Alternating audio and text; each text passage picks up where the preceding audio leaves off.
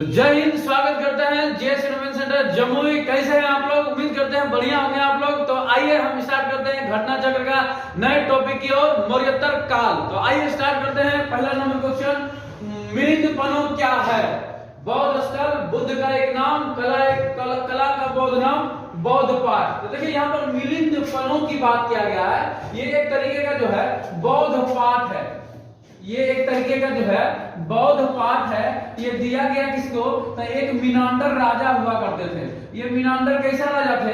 तो ये मिनांडर जो है मिनांडर जो है हिंद यूनानी राजा थे। याद रखिएगा, यह एक हिंद यूनानी शासक थे। हिंद यूनानी शासक के कहा जाए तो ये हिंद यूनानी कहां से आए थे? तो ये सभी लोग जो है यवन से आया थे।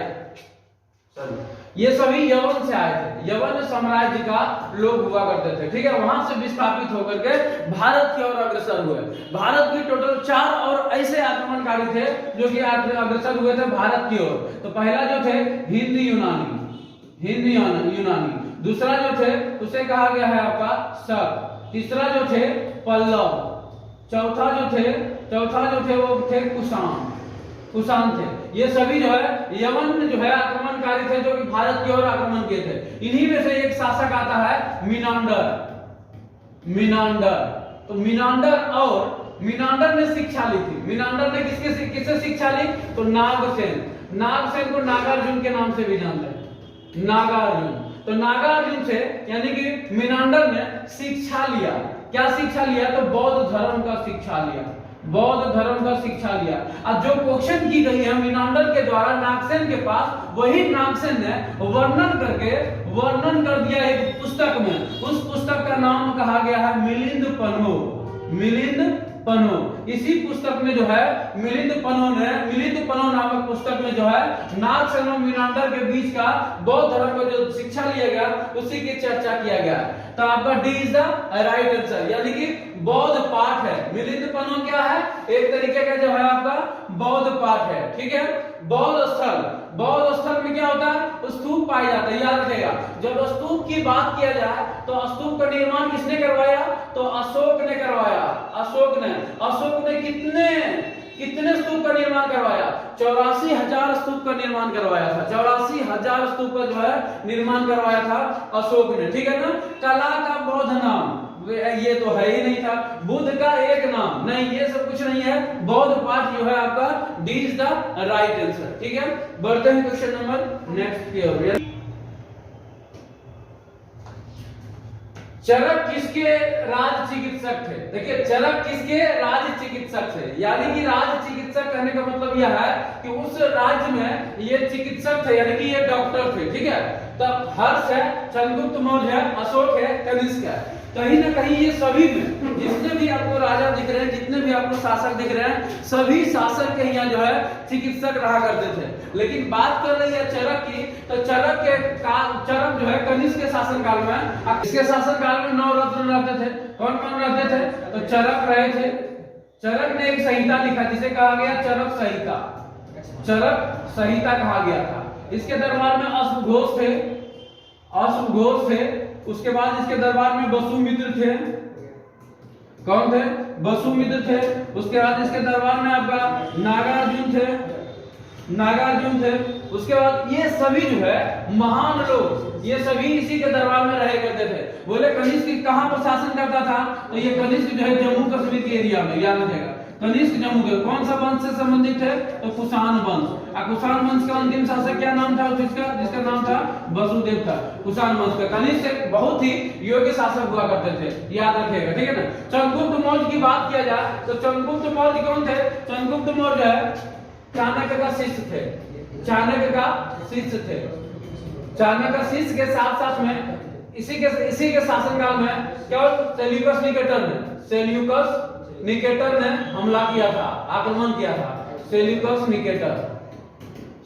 निकेटर का पुत्री का नाम था कर्नेलिया से इन्होंने शादी कर लिया। किससे? चंद्रगुप्त मौर्य। हर्ष की बात किया जाए तो हर्षवर्धन इसके साथ जोड़ लीजिए। और हर्षवर्धन के दरबार में हुआ करते थे बाणभट्ट। कौन हुआ करते थे आपका? बाणभट्ट।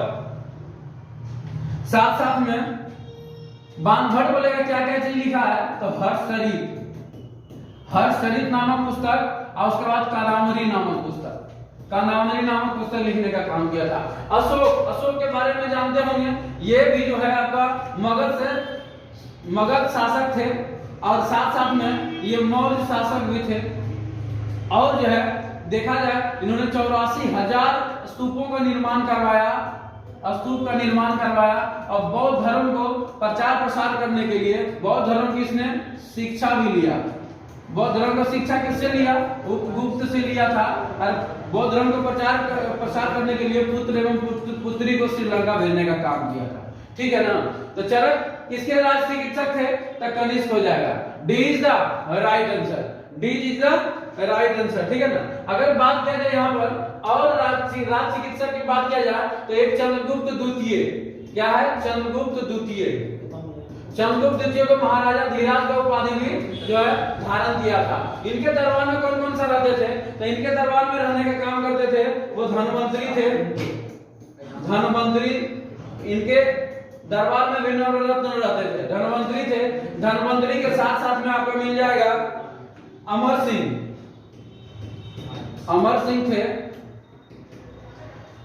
थे। उसके बाद छपनक थे। उसके बाद देखा जाए हरिसेन, ये सभी जो है इन्हीं के दरबार में चंद्रगुप्त जो है चंद्रगुप्त दरबार में रहते थे। एक और लिख सकते हैं बरामिहिर, इसी के दरबार में रहते थे, बरामिहिर। ठीक है। तो आपका इसका आंसर हो जाएगा 2 का 4 हो जाएगा। D is the right answer. चलिए बढ़ते हैं क्वेश्चन नंबर 3 की ओर।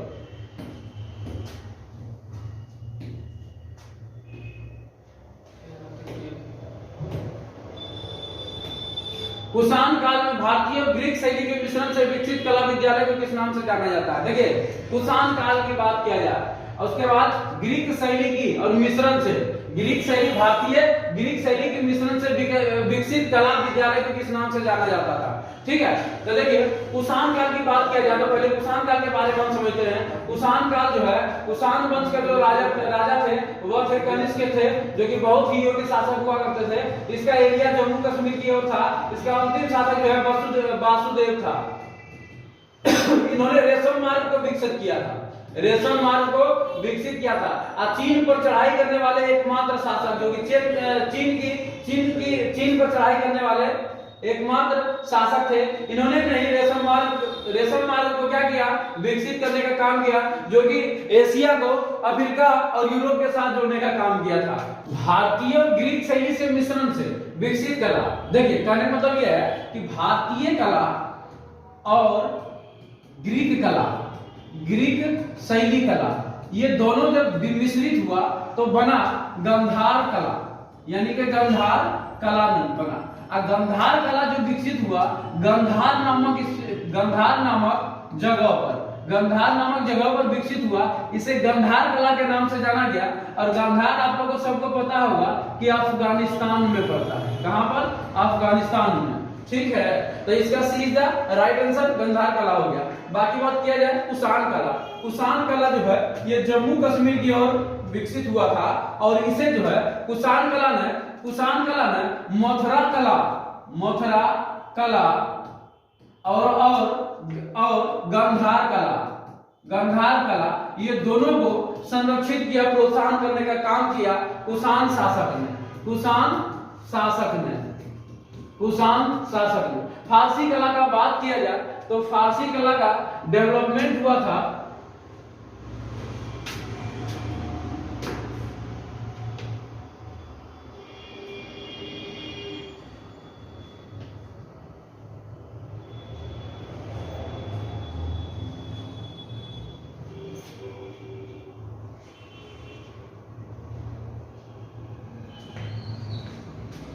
ये एक ईरान का भी कला है, ये ईरान की कला है और ये सबसे समृद्ध कला के नाम से जानते हैं।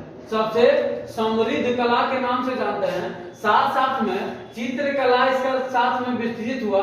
चित्रकला के साथ साथ में वास्तुकला भी इसके साथ में डेवलपमेंट देखने को मिला। वास्तुकला।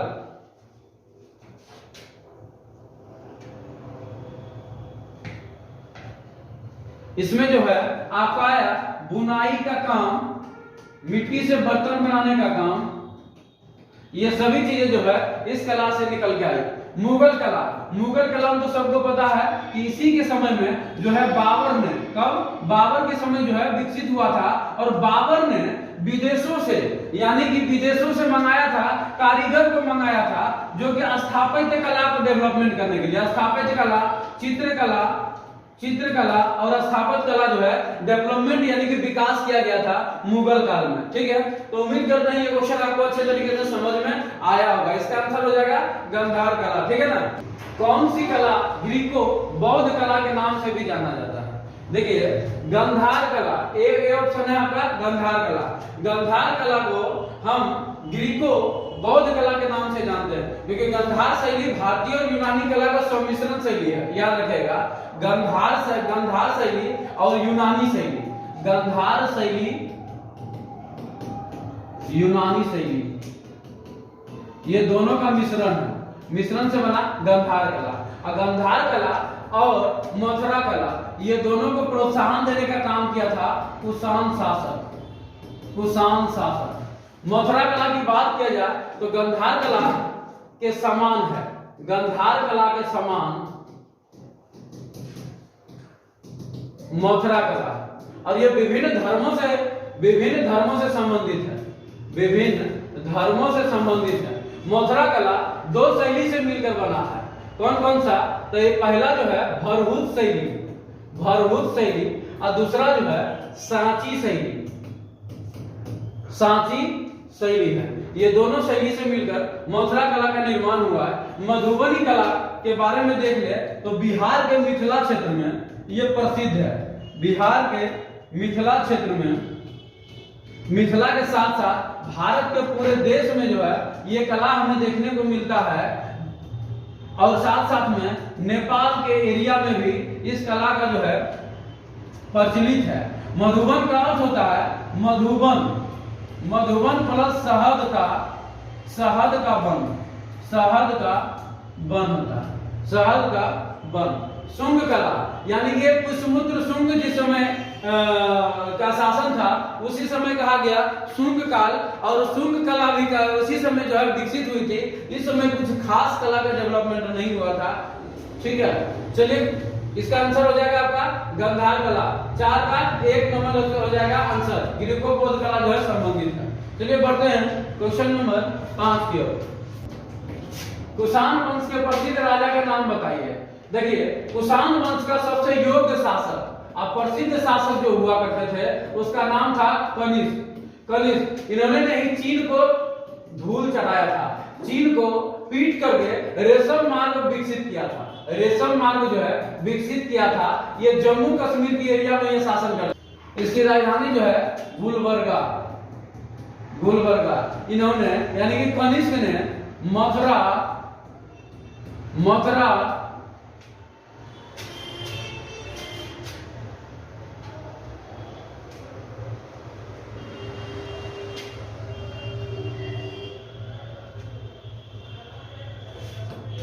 पेशावर को हड़प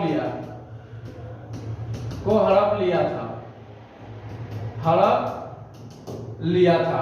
और अगर बोल दे कि कनिष्क का जो है कुषाण शासक का स्थापना किसने किया, कुषाण शासक का संस्थापक, तो कुजुल कड़फिसेस।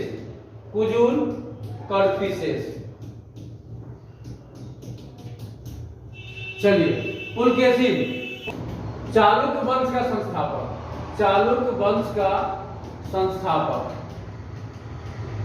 और साथ साथ में इन्होंने जो है इसकी एक लेख है जिसे कहा जाता है एहोल लेख।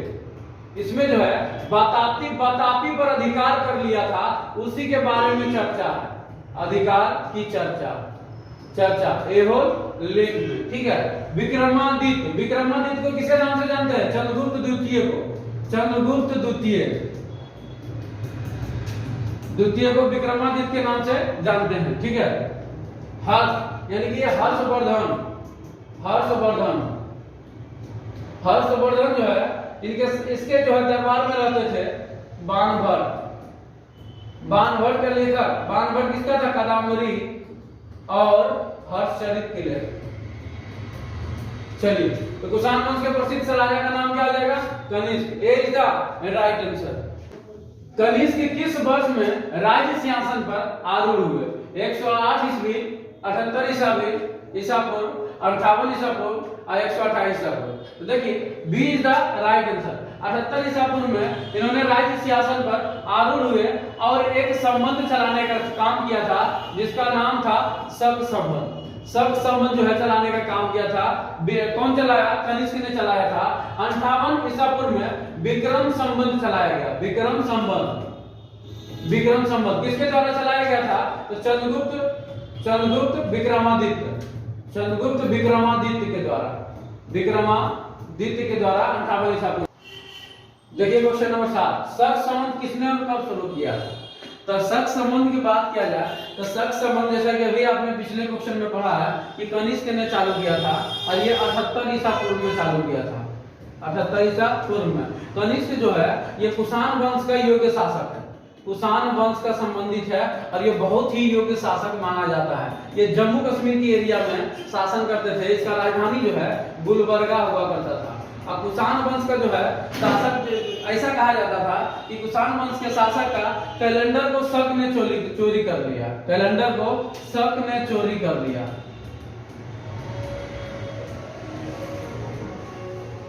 और अगर बात किया जाए कुषाण वंश के संस्थापक का तो कुषाण वंश के संस्थापक कुजुल कड़भिसेस, कुजुल कड़भिसेस। इन्होंने सोने और तांबे के सिक्के चलाए थे। सोने तथा तांबे के सिक्के चलाए। इसका जो कैलेंडर है ना, इसका कैलेंडर का जो पहला महीना है उसे कहा जाता है चैत्र, चैत्र कहा जाता है। चलिए कड़भिसेस जो है कुषाण वंश का जो है संस्थापक है, ठीक है। रुद्रदामन प्रथम जो है अगर वंश पूछेगा तो क्षत्रप वंश के राजा थे। अगर बोल दे कौन सा राजा थे तो शक का राजा थे, शक का राजा थे। और वंश संबंधित बोलेगा तो क्षत्रप वंश हो जाएगा। विक्रमादित्य, चंद्रगुप्त द्वितीय को विक्रमादित्य के नाम से जानते हैं। विक्रमादित्य की उपाधि धारण किया था। इन्होंने शक संबंध नहीं किया, इन्होंने विक्रम संबंध चलाने का चलाया था। विक्रम संबंध जो है चलाया था। कौन चलाया? विक्रमादित्य। विक्रमादित्य का शासन कहाँ हुआ करता था? उज्जैन, याद रखिएगा। उज्जैन का जो है राजा हुआ करता था। तो इसका हो जाएगा, अगर यदि इसमें बोल दे कि विक्रम संवत का पहला महीना तो कार्तिक। ये हर एरिया में अलग अलग कैलेंडर किया गया है। कहीं कहीं फागुन है, कहीं कहीं कार्तिक है, याद रखिएगा, ठीक है ना। तो विक्रमादित्य, तो ये हो जाएगा। शक संवत किसने और कब शुरू किया था? तो कनिष्क ने 78 ईसा पूर्व में जो है शक संवत का शुरू किया था। उम्मीद करते हैं ये क्वेश्चन आपको समझ में आया होगा। एसएससी टैक्स असिस्टेंट परीक्षा 2008 में पूछा गया पेपर है। बढ़ते हैं क्वेश्चन नंबर 8 की ओर। क्वेश्चन नंबर 8, बौद्ध धर्म का संरक्षक कुषाण शासक कौन था? देखिए बौद्ध धर्म के संरक्षण की बात कर रहा है, तो बौद्ध धर्म की बात कर रहा है तो बौद्ध धर्म का बोलेगा वास्तविक संस्थापक कौन थे? तो ये महात्मा बुद्ध थे। महात्मा बुद्ध के बचपन का नाम क्या थे? सिद्धार्थ थे। और इन्होंने जो है फाल्गु नदी के किनारे इन्होंने ज्ञान की प्राप्ति की थी, याद रखिएगा। तो बौद्ध धर्म का संरक्षण की बात किया जाए तो ये कनिष्क थे। कनिष्क जो है कुषाण वंश का शासक थे और बहुत ही योग्य शासक हुआ करते थे। इन्होंने रेशम मार्ग को भी क्या किया? डेवलप किया था। रेशम मार्ग को बसाया था और चीन पर आक्रमण इसी ने किया था। चीन पर आक्रमण करके रेशम मार्ग को क्या किया? प्राप्त किया था, ठीक है ना। तो ये कनिष्क हो जाएगा। कनिष्क का स्थापना कनिष्क जो है वंश यानी कि ये कुषाण वंश का स्थापना बोल देते कुजुल कड़भिसेस। इसकी राजधानी बोल देते गुलबर्गा। क्या हो जाएगा आपका? गुलबर्गा हो जाएगा, ठीक है ना। और साथ साथ में इन्होंने बौद्ध धर्म की संरक्षक भी माना जाता है। इन्होंने संरक्षण प्रदान किया था। इसी के शासन काल में जो चौथी बौद्ध संगीति हुई थी, इसका जो है अध्यक्ष और अध्यक्ष बोला जाए तो वसुमित्र थे और उपाध्यक्ष बोला जाए तो उपाध्यक्ष जो थे अश्वघोष। उपाध्यक्ष जो है अश्वघोष थे। और कहाँ हुआ था? तो ये हुआ था जम्मू कश्मीर के कुंडलबन कनिष्क के शासन काल में हुआ था। यही कारण है कि जो है बौद्ध धर्म का संरक्षण माना जाता है, ठीक है ना। कौटिल्य जो है इसे विष्णुगुप्त कहा जाता है। किसे कहा जाता है? विष्णुगुप्त। विष्णुगुप्त, ठीक है। विष्णुगुप्त दूसरा नाम इसका है, ठीक है। अशोक, अशोक, अच्छा इनका पुस्तक का नाम हो जाएगा था अर्थशास्त्र, याद रखेगा। अर्थशास्त्र की पुस्तक का नाम है। अशोक बोल देगा तो अशोक के बारे में आपको पता होना चाहिए कि इन्होंने भी बौद्ध धर्म की शिक्षा लिया था। बौद्ध धर्म की शिक्षा किससे लिया भैया? तो ये उपगुप्त से लिया था। कब लिया था? जब ये भेरी घोष रीति को छोड़ करके धर्म घोष रीति को अपनाया था। ये अपनाया था कब? तो कलिंग की युद्ध के बाद जो है इनका हृदय परिवर्तन हुआ और भेरी घोष की नीति को छोड़कर धर्म घोष की नीति को अपनाने का काम किया। और अपनाने के साथ साथ में जो प्रथम जो बौद्ध धर्म की जो शिक्षा लिया उपगुप्त से लिया और उन्होंने 84,000 बौद्ध स्तूप का निर्माण करने का काम किया और साथ साथ में बौद्ध धर्म को प्रचार प्रसार किया अपने पुत्र और पुत्री के माध्यम से एशिया, पूरे एशिया में जो है भेजने का काम किया था, जिसका नाम था संघमित्रा और महेंद्र। संघमित्रा प्लस महेंद्र नाम था, ठीक है ना। विक्रमादित्य, चंद्रगुप्त द्वितीय का नाम है विक्रमादित्य कहा जाता है। विक्रमादित्य उपाधि धारण किया था। और चलिए देखते हैं क्वेश्चन नंबर 9। निम्नलिखित साहित्यिक कृतियों का उनके उल्लेखों के साथ मिलान करिए। कवि राजमार्ग, आदि पुराण, गणितशास्त्र समग्र, अमोघवृत्ति, ये सब जितना भी आपको दिखाई दे रहा है दोस्तों, ये सभी आपका बुक है, ये किताब है और ये इसकी रचना करने वाले कवि हैं, समझे ना। ये और ये कवि या तो कहीं या ये कवि जो है ना, या तो कोई राजा है या तो फिर उनके रहने वाले दरबार में रत्न लोग हैं। तो देखते हैं ये कौन है? ये महावीराचार्य है। महावीराचार्य ये बहुत बड़े गणितज्ञ है। ये बहुत बड़े गणितज्ञ है। गणितज्ञ के साथ साथ में ये ज्योतिषीविद भी हैं, ज्योतिषीविद भी हैं। और साथ साथ में इन्होंने क्या किया? चतुर्भुज के विकर्ण, चतुर्भुज के विकर्ण और भुजा के समीकरण इन्होंने ही हल किया था, देने का काम किया था महावीराचार्य ने, ठीक है ना। संगतायन की बात किया जाए तो ये अमोघ वर्ष के दरबार में रहते थे। अमोघ वर्ष के दरबार में ये रहते थे और इन्होंने उनके यहाँ रह करके इन्होंने एक जो है पुस्तक लिखी। उस पुस्तक का नाम है अमोघवृत्ति। अमोघवृत्ति लिखने का काम किया था संगतायन ने। और बाद में इन्होंने क्या किया? जल समाधि लेकर के अपना प्राण को त्याग दिया। जल समाधि लेकर अपने प्राण को त्याग दिया। अमोघ वर्ष की बात किया जाए तो अमोघ वर्ष जो है एक राजा थे, ये राष्ट्रकूट वंश का राजा थे। राष्ट्रकूट का एक ये राजा थे। इनकी राजधानी जो है मायनखेड़ थी। कहाँ थी? मायनखेड़ थी। और साथ साथ में ये जैन धर्म के अनुयायी थे, जैन धर्म के अनुयायी थे, ठीक है। और इन्होंने एक पुस्तक लिखी थी अमोघ वर्ष। कौन सा इसका पुस्तक का नाम है? कवि राजमार्ग। क्या नाम है? कवि राजमार्ग है। और इसे जो है तुलना किया जाता था अशोक से। और ये पुस्तक जो लिखे थे ये वो किन भाषा में लिखा? तो ये कन्नड़ भाषा में लिखने का काम किया था। बाकी बात जिनसेन की बात किया जाए तो इन्होंने महापुराण की भी रचना किया। इनका एक शिष्य था जिसका नाम था गुणभद्र। गुणभद्र ने महापुराण को 2 भागों में बांटने की कोशिश किया, जिसका नाम है आदि पुराण और उत्तर पुराण। आदि पुराण और उत्तर पुराण है। अब अपना आंसर खुद से ही ढूंढ लीजिए, कौन सा हो जाएगा आपका? हो जाएगा 3 नंबर आंसर हो जाएगा, सी इज द राइट आंसर। मिला लीजिए। अमोघ वर्ष कवि राजमार्ग कन्नड़ भाषा में जो लिखे थे। आदि पुराण लिखने का काम किया जिनसेन। संगतायन ने क्या लिखा? अमोघवृत्ति। गणितशास्त्र समग्र किसने दिया था? तो महावीराचार्य ने। तो हो जाएगा आपका 9 का सी इज द राइट आंसर। चलिए बढ़ते हैं क्वेश्चन नंबर जो है 10 की ओर। निम्न के जोड़े बनाइए। विक्रम संवत 248 एडी। शक संवत देखिए तो सबसे पहले ये सब की बात किया जाए तो विक्रम संवत बोलते किसने चलाया? तो विक्रम संवत चलाने का जो काम किया उसका नाम था विक्रमादित्य। क्या नाम था? विक्रमादित्य द्वितीय। विक्रमादित्य यानी चंद्रगुप्त द्वितीय का नाम है विक्रमादित्य, जो कि इन्होंने महाराजा धीराज का भी उपाधि धारण किया। इन्होंने ही विक्रम संवत की स्थापना किया था। तो कब किया था? 58 बीसी में, एसी में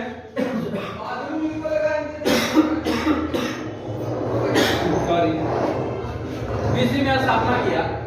शक संवत की बात किया जाए तो ये कुषाण वंश के राजा यानी कुषाण वंश से राजा जो है इन्होंने जो है स्थापना किया था। शक संवत का 58 जो है बीसी में एस्टेब्लिश किया था। जबकि कलचुरी वंश की बात किया जाए तो कलचुरी वंश का स्थापना एक दक्षिण भारत का राजा है जो कि कर्नाटक में उसका राजधानी था, अभीर राजा के नाम से जाना जाता है। अभीर राजा के नाम से जाना जाता है, जिसका नाम था इंद्रसेन, ईश्वर सेन था, ईश्वर सेन था, ईश्वर सेन था। इन्होंने कलचुरी संबंध का स्थापना किया था और ये जो है काम करने का किया है 248 बीसी में, 248 बीसी में इन्होंने जो है स्थापना किया। गुप्त संबंध की बात किया जाए तो चंद्रगुप्त प्रथम ने गुप्त संबंध चलाया। ये कब चलाया? तो ये 319 से 320 जो है एडी में ये चलाने का काम किया था। और ऐसा कहा जाता है कि ये 241 वर्ष का अंतर है, गुप्त संबंध और सख्त संबंध के बीच जो है 241 वर्ष का अंतर है। तो इसका आंसर मिला दीजिए, क्या क्या हो जाएगा? इसका आंसर हो जाएगा कलचुरी हो जाएगा, गुप्त संबंध की बात किया जाए तो 320 हो जाएगा, सख्त संबंध 58 हो जाएगा, 78 हो जाएगा विक्रम संबंध। जो भी आंसर है इसको चूज कर लीजिए। कला की गांधार शैली किसके शासनकाल में पनपी थी? हर्ष, अशोक, कनिष्क, चंद्रगुप्त द्वितीय। देखिए आप सभी को पता है कि गांधार शैली की बात आती है तो ये दो शैली से मिलकर बना है, भारत और ग्रीक। भारत और ग्रीक की शैली से जो है भारतीय शैली और ग्रीक शैली मिलकर के गांधार शैली का निर्माण होती है। और ये दोनों का संरक्षण करने का काम किया था कुषाण वंश का शासक, कुषाण वंश का शासक जिसका नाम था कनिष्क ने गांधार शैली और मथुरा शैली का प्रोत्साहन करने का काम किया था। और अगर यदि बात किया जाए हर्ष है, अशोक है, कनिष्क है, चंद्रगुप्त द्वितीय है, तो सी इज द राइट आंसर, यानी कनिष्क के शासनकाल में। और ये गांधार जो हुआ करता था इसी के एरिया में जो है पनपने का काम किया था, जो कि संरक्षण करने का काम भी किया था कनिष्क ने किया था। चंद्रगुप्त द्वितीय की बात, चंद्रगुप्त द्वितीय को हम क्या नाम से जानते हैं? इन्होंने विक्रमादित्य की उपाधि भी धारण किया था, विक्रमादित्य की उपाधि धारण किया था। इन्होंने एक संबंध चलाया था, कौन सा संबंध चलाया था? तो इन्होंने जो विक्रम संबंध चलाया, विक्रम संबंध चलाने का काम किया था। अशोक के शासनकाल में सख्त संबंध चला था। आप सभी को इसका जो है चैत्र महीना प्रथम स्थान रखता है, जबकि उसका कार्तिक महीना रखता है। हर्षवर्धन के शासनकाल में कथामली के लेखक और साथ में हर्षचरित के लेखक बाणभट्ट रहते थे। कौन रहते थे? बाणभट्ट रहने का काम करते थे। अशोक को पता है, अशोक पुराणों में जो है इसका अशोक वर्धन इसका नाम मिलता है, अशोक वर्धन नाम मिलता है। इनका माता का नाम सुवंद्रांगी था, ठीक है ना। अशोक शिलालेख लिखने का काम किया था। इनके द्वारा 3 तरह का लेख लिखा गया था। पहला जो लिखा गया स्तंभ लेख लिखा गया, दूसरा जो लिखा गया शिलालेख लिखा गया, और तीसरा जो लिखा गया गुहा लेख लिखा गया। ये सभी चीजों लेखों का लिखने का काम किया था किसने? अशोक ने। 13वें शिलालेख में जो है कलिंग विजय की चर्चा जो इसमें प्राप्त होती है, ठीक है। तो उम्मीद है आपको ये क्वेश्चन अच्छे तरीके से समझ में आ गया होगा। इसका आंसर हो जाएगा कनिष्क, 11 का सी is the right answer.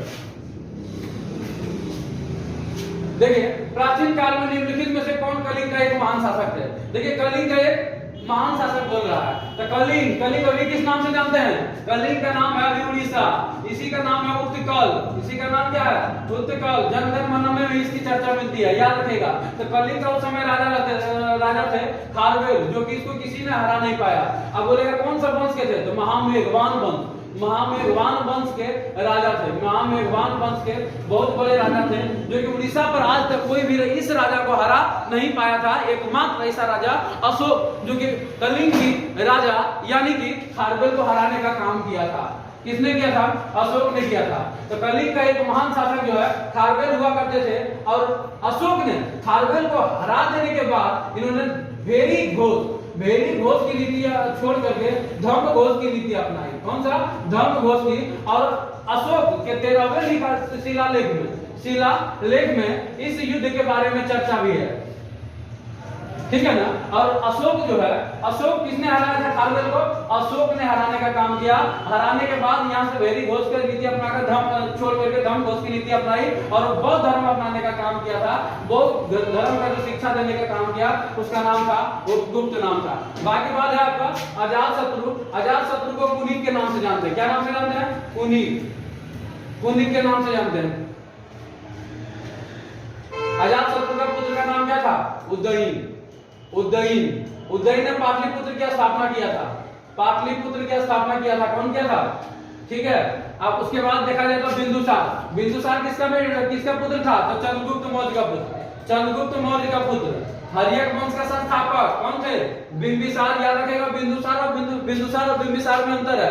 Bindusara अलग है और ये बिंबिसार अलग होता है, कंफ्यूज मत करिएगा। इन्होंने हर्यक वंश मतलब मगध वंश का वास्तविक संस्थापक जो है बिंबिसार को माना जाता है, याद रखेगा, जबकि ये बिंदुसार मौर्य वंश से संबंधित है।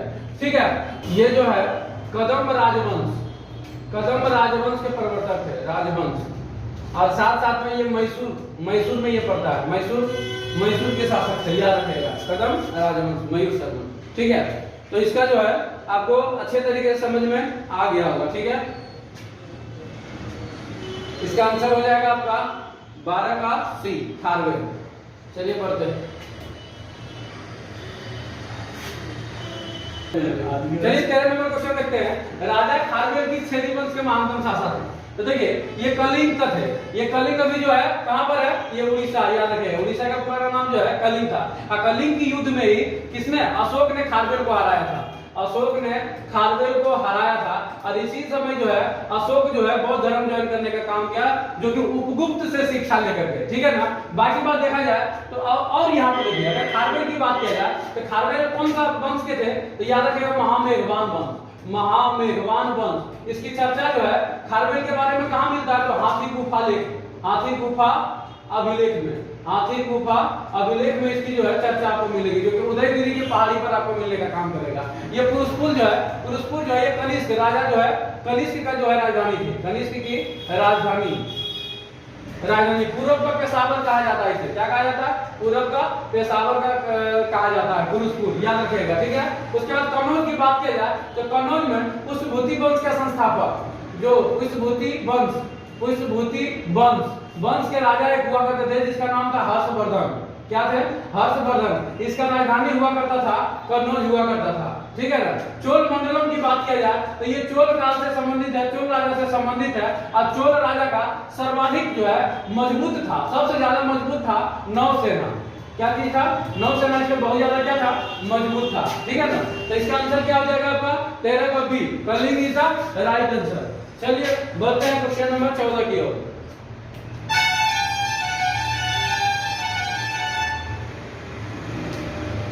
मुंह तो धो गया है, तो ठीक लग रहा है।